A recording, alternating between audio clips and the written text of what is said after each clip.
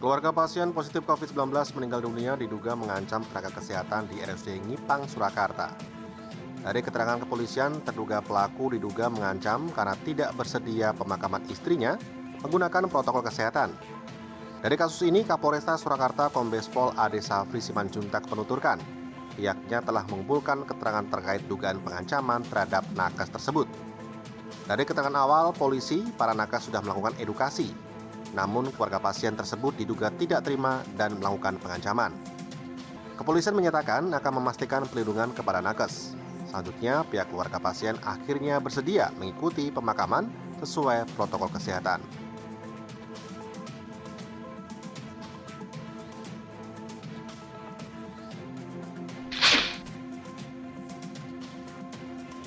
Perpanjangan PPKM darurat hingga 25 Juli mendatang mendapat reaksi dari sejumlah pelaku wisata di Pati. Puluhan pelaku pariwisata ini dengan membawa masing-masing bus pariwisatanya menggelar aksi damai di Taman Kota Pati. Mereka menggelar spanduk berisi tuntutan dengan harapan pelaku wisata mendapat perhatian dari pemerintah. Selain menggelar spanduk, mereka juga memasang bendera putih di bus masing-masing sebagai simbol matinya pariwisata di Indonesia. Menurut Korlap Aksi, Kasyadi mengatakan, kebijakan perpanjangan PPKM darurat memukul para pelaku wisata. Hal ini membuat pelaku wisata mati suri dan banyak merumahkan karyawannya. Mereka berharap ada solusi untuk pelaku wisata karena menurut mereka sejak pandemi COVID-19 belum sama sekali tersentuh oleh pemerintah.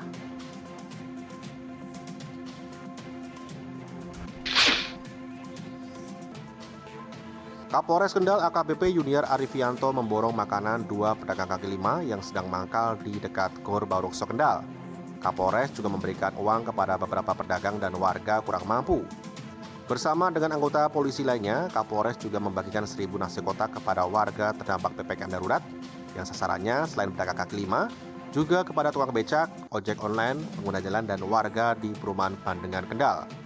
Kapolres Kendal meminta pada masyarakat untuk mematuhi aturan PPKM darurat, meskipun Kabupaten Kendal masuk level 4. Adanya perpanjangan PPKM darurat menunjukkan penyebaran virus corona masih tinggi.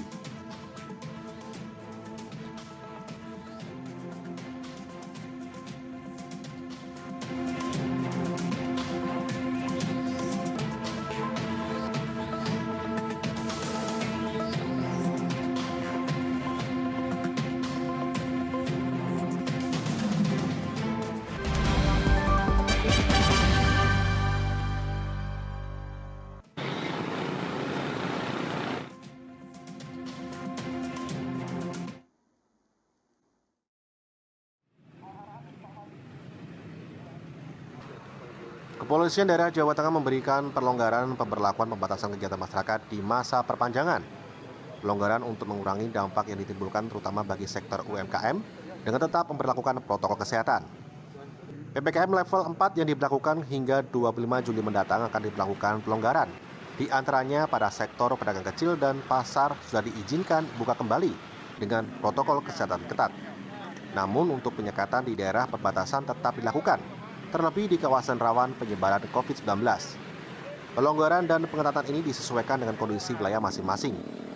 Pelonggaran juga diberikan setelah wilayah Jawa Tengah berhasil mengurangi angka keramaian hingga 35% atau melebihi dari target yang ditetapkan. Intinya adalah pembatasan kegiatan masyarakat dan pengendalian mobilitas masyarakat.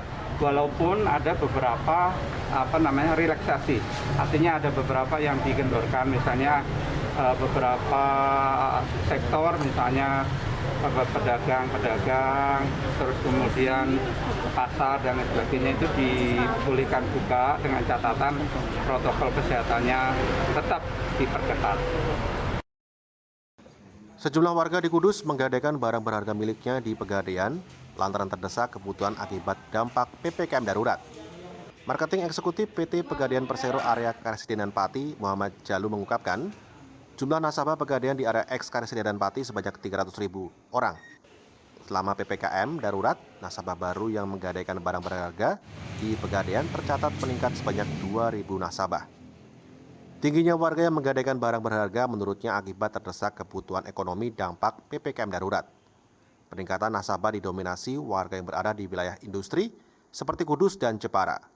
Meski begitu, kebanyakan warga yang menggadaikan tidak memaksimalkan nilai barang yang digadaikan. Dalam sehari, warga yang datang di Pegadaian mencapai 50 hingga 60 orang. Untuk barang berharga yang digadaikan paling banyak berupa emas, kendaraan bermotor, dan barang elektronik. Kenaikannya itu mungkin masih ada 1.000-2.000 masih ada. Beberapa tempat seperti Rembang yang usahanya memang teman-teman itu banyak nelayan dan sebagainya, untuk nasabah memang ada penurunan. Cuma kalau yang lokasi-lokasi industri seperti Jepara, Kudus, ini nasabah barunya malah tambah. Karena teman-teman nyuwun sewu yang kerja di pabrik semuanya, yang dulu pernah gade akhirnya nggak di tempat kita. Ditpol Airut Polda Jawa Tengah mensosialisasikan PPKM kepada sejumlah nelayan tradisional Pekalongan yang tengah mencari ikan di laut. Selain memberi sosialisasi, kru kapal Ditpol Airut juga menyerahkan bantuan sembako dan masker bagi nelayan, karena nelayan juga termasuk kelompok rentan terpapar COVID-19 dan juga rentan terdampak penerapan PPKM. Komandan kapal patroli Ditpol Airut Polda Jawa Tengah, Aibda Wahyutri menyampaikan, sosialisasi protokol kesehatan dan PPKM bertujuan untuk memberikan pemahaman bahwa di laut pun harus tetap menjaga protokol kesehatan termasuk PPKM. Selain kami melaksanakan patroli dan juga sosialisasi, kami juga memberikan masker kepada mereka. Jadi nanti kalau mereka kembali ke darat, kapalnya sandar, mereka beraktivitas di wilayah lingkup pelabuhan atau di tempat pelelangan ikan TPI, mereka menggunakan masker, harus mengikuti protokol kesehatan. Dan juga kami memberikan paket sembako berupa beras yang dimana dapat sedikit meringankan beban mereka